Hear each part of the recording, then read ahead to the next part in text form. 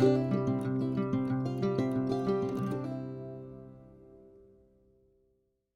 everyone, it is Jessica and I am excited to be back with another Sketch Hop video for you. I do this with my friends on the second Friday of every month, and this month my friend Kelly gave us this layout sketch here to work with, and our theme is May Memories. So I am going to do a single 4x6 photo of my daughter from last year's softball season. This was from the first game of the season, and you know, it starts in May, and so for us, May is all about softball getting kicked off. And I have here a new collection from Simple Stories. This is a softball collection, and I have picked up a couple of the pattern papers and then the chipboard stickers and a couple of the page pieces. And I know my friend Melissa Miner has worked with this collection before. Her daughter also plays softball, and I'm just really excited to kind of cut into it and start playing. Now, for this sketch, Kelly did share with us, I think she designed it herself, that for her sketch, she used a 9-inch circle, and then anything on there that is a square is a 3x3, and then the rectangles are cut to 1.5 by 3 inches. So what I'm going to do here is just kind of go through those pattern papers and decide which ones I want to cut as rectangles and squares to fill in part of my circle here. And I've also gone digging through my stash and found all sorts of tiny little scraps of paper in any kind of color that will complement what I have going on. I think mainly the page I'm going to use from that softball collection is that blue one with the yellow softballs on it. I love the one that had the hearts on it, but I feel like by the time I cut it down into those tinier pieces of paper, that it's going to kind of lose some of the prettiness of the pattern. So I'm just going to use some scraps here instead. I've matted my photo with some white and black cardstock, and then I did actually switch out that piece of yellow pattern paper that I had originally pulled. I went with one that was a little bit brighter in color than the first scrap that I had found. So I'm just kind of playing with this here. I've cut them to the 3x3 and 1.5 by 3 inches, and I'm going to repeat a couple of the colors here. So I've got two of the blues and then 2 of the yellows, and I was a little worried about that black being too dark.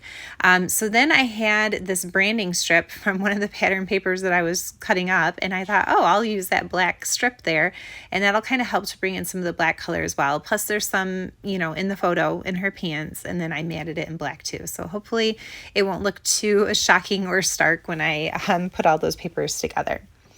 All right, so in order to get this figured out, I'm just going to glue my rectangles and squares directly to my circle that I cut with my Cricut, and then I will flip it over and trim off the excess. So at first, I had kind of lined up my circle with one of the lines on my little mat here, and I thought I'll just use my ruler so I can make sure that I'm getting it 1.5 inches up from the bottom of the circle. And then as I started gluing, I thought, oh, I should probably just go ahead and center this on my mat to make sure that I'm getting that 3-inch piece directly in the center of the circle. And I was pretty close actually to having it correct the first time I stuck it down, but I was off by just a smidge. So I'm just making a couple of adjustments here so that again, I get that paper lined up in the right spot, 1.5 inches from the bottom of the circle, and then exactly centered side to side there. And then I can just go ahead, and once I get that first one on, it's going to be really easy to go ahead and layer up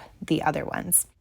Now, if you've been a follower of mine on YouTube, you might have noticed that I haven't been very active lately, and I really haven't been making very many scrapbook pages, even off camera.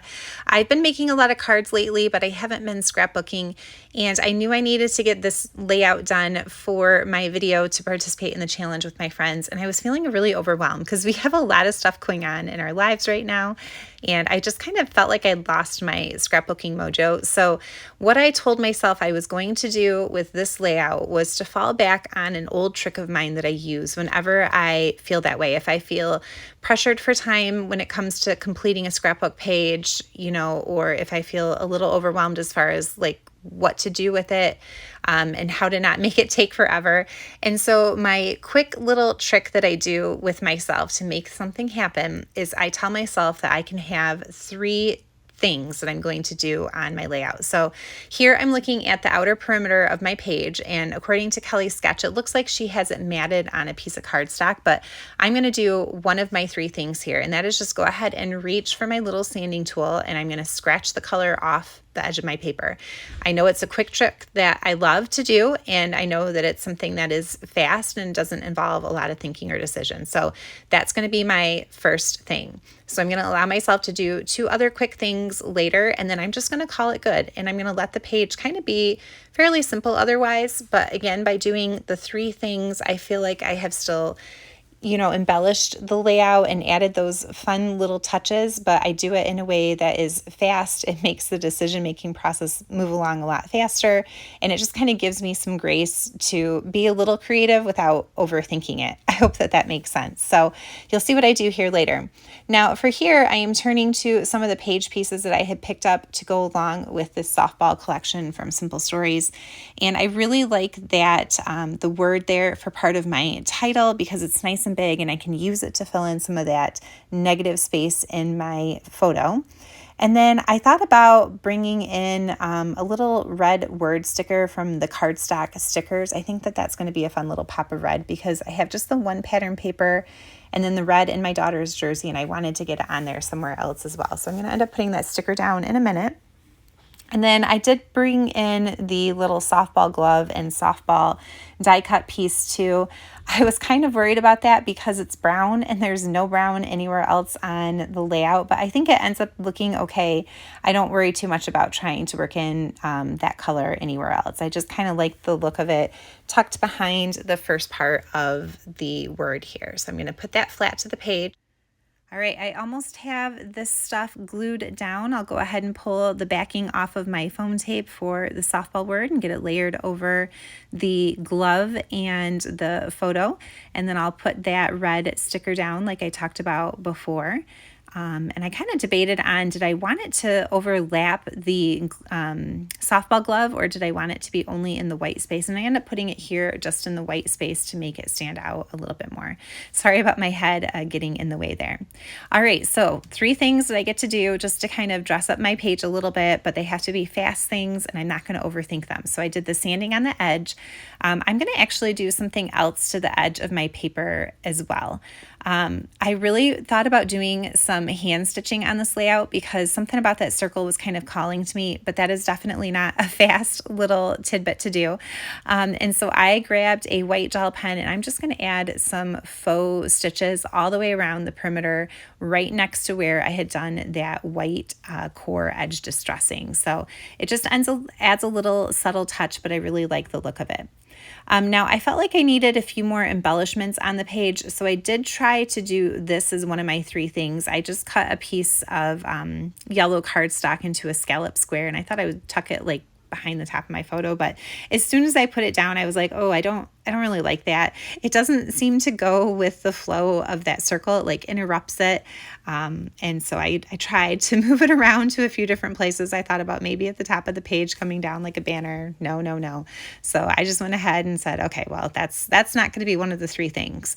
So instead, my third thing is a little bit of stamping. So I just grabbed 2 star stamps from my stash. One is kind of bigger here, and then I'm going to end up filling in a few more with some really tiny stars, and I'm just going to sprinkle them around my page like a little bit of confetti. And so I know in my last video I talked about, you get to a certain point on your layout and then you start stamping directly to the page, and that's a little intimidating because sometimes it doesn't work out very well.